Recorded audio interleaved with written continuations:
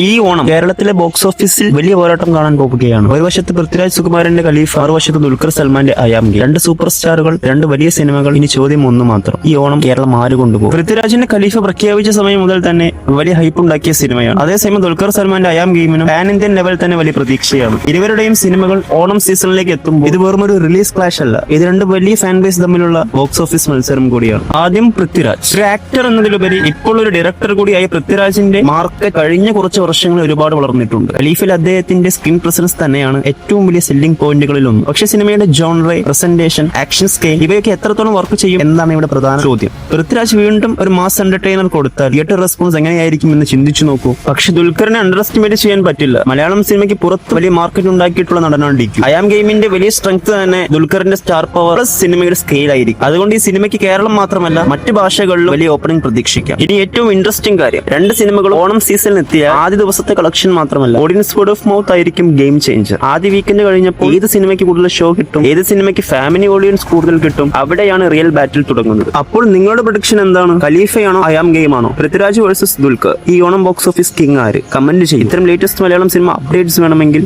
Subscribe ചെയ്യാൻ മറക്കല്ലേ.